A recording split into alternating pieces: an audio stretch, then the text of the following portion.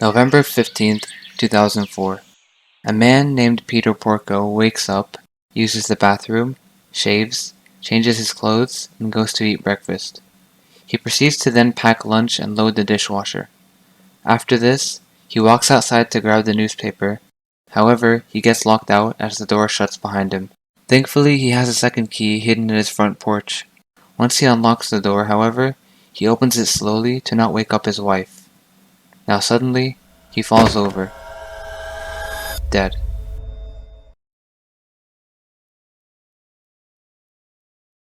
The Porcos are your typical ordinary family who live in a two-story house in New York.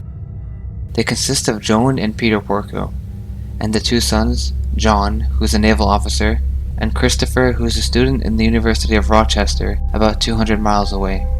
Now the parents are both in their 50s and have been married for over 30 years. Now the husband, Peter, serves as a court clerk at the Albany courthouse, and his co-workers know him as a reliable and honorable person. So when he doesn't show up for work on an important time, everyone becomes a bit concerned. One of his colleagues tries to call Peter. However, he does not answer once. That same co-worker then drives to his home to check if he's alright.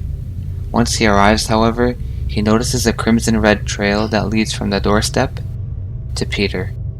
He's lying face down near the entryway of the house, covered in a puddle of crimson red.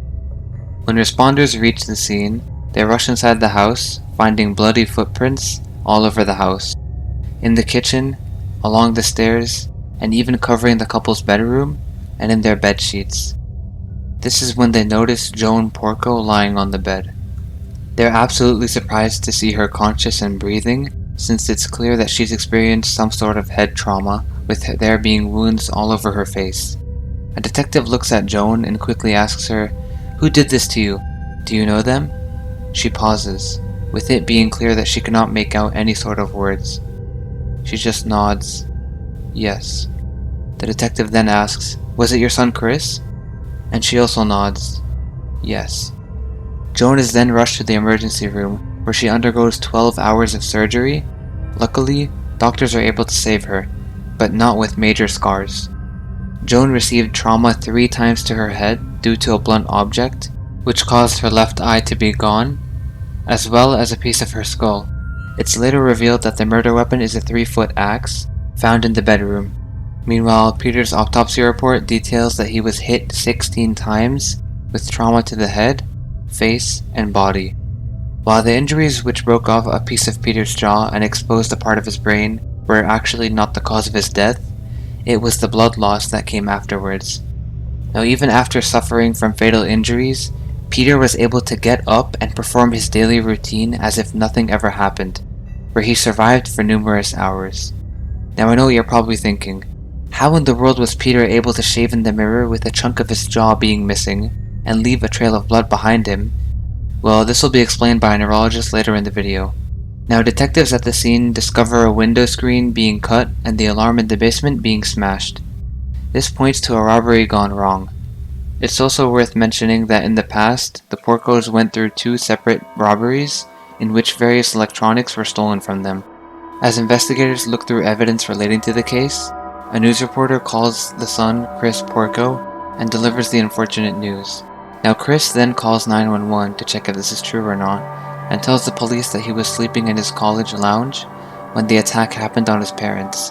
Police then tell Chris that his mother Joan is actually alive, but only barely. He quickly rushes to the hospital to be at his mother's side. Now keep in mind that Joan actually identified Chris as her attacker, so investigators start looking for clues as to why he'd drive himself to murder his parents. At the same time, however, they're looking through other potential suspects. For example, Peter Porco was an attorney at the time, so it could have been possible that a former client had taken revenge on him. Peter actually has an uncle named Frank Porco, who was a loan shark and had deep ties with the mafia. Now even though Frank is in prison for extortion, it would be entirely plausible that one of his mafia members was sending a message with this crime. However, both of these theories are then cut short as detectives view Chris as the key suspect. They then look into his past to discover that his relationship with his parents was not the best. Authorities discover that months before the attack, Joan sent angry emails to her son where she was disappointed that he was constantly failing classes. Just 2 weeks before his death, Peter Porco confronted his son Chris about forging his name on a $46,000 check to buy a yellow Jeep Wrangler. Now, even though Peter was disappointed in Chris, he writes, "We may be disappointed in you, but your mother and I still love you and care deeply about your future." Now, detectives find an important piece of information. Joan and Porco have $1 million life insurance policy, in which half of it goes to their son Chris Porco. So instead of trying to pay off his parents for the Jeep, he simply decides it would be a much better idea if he just killed them and took all the money for himself. After 3 weeks pass by, Joan finally wakes up from a coma. Once she's fully awake, she states that she does not remember a single thing that happened that night. She even defends Chris in court, saying that her son would never commit such an act. Once she's released from the hospital, the two actually move in together, where Joan writes a letter demanding that they quote-unquote leave Chris alone and find the real killer so that we can be safe and get some peace. However, his mother's defense is not enough. With each piece of evidence they discover, the more the story is hard to believe. Now, surveillance cameras from his college show a yellow Jeep leaving campus at 10:30 p.m. on the night of the attack. Now, the same car returns the next morning at 8:30 a.m. On top of this, 2 toll booth operators report seeing a yellow Jeep pass by. The Porco neighbors report seeing a yellow Jeep in their driveway at 4 a.m. as well. Later, when students and staff are asked about Chris's whereabouts on the exact night, nobody reports seeing Chris sleep in the lounge of his dorm.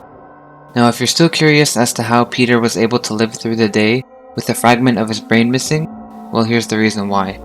Now, the paleocortex, the part of the brain that's responsible for daily tasks, was never actually injured or affected during the attack.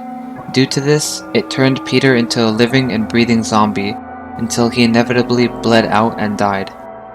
Now, later in November of 2005, Chris was indicted, and his mother, who's still disfigured from the attack, is able to get $250,000 for bail and stay with Chris every day, supporting him until his trial in May of 2007. Now, prosecutors state that from their pieces of evidence, Chris has manipulated his friends in school, claiming that he was a rich person, but in reality he was just a fraud.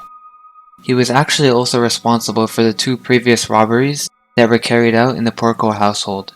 He'd sell the electronics on eBay because his parents cut him off.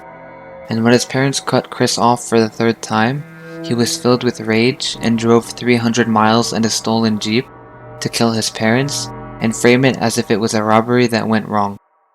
His defense, however, states that there was no physical evidence that linked Chris to the crime. There were no fingerprints found on the axe, no blood anywhere on his car, and even though many witnesses saw his vehicle, it wasn't possible to prove that he was the one driving it. Nonetheless, it's this piece of information that detectives find that prove Chris is a cold-blooded killer. On the night of the murder, someone used the 4-digit passcode to enter the household and turn off the alarm before smashing it. On May 27, 2007, Chris Porco was sentenced to 2nd-degree murder and attempted murder, being sentenced to 50 years in prison. Now, this story actually made me really uncomfortable. How was Chris able to look his mother dead in the eye and lie to her face, stating that he was not the one who committed the crime, without feeling a little bit of remorse?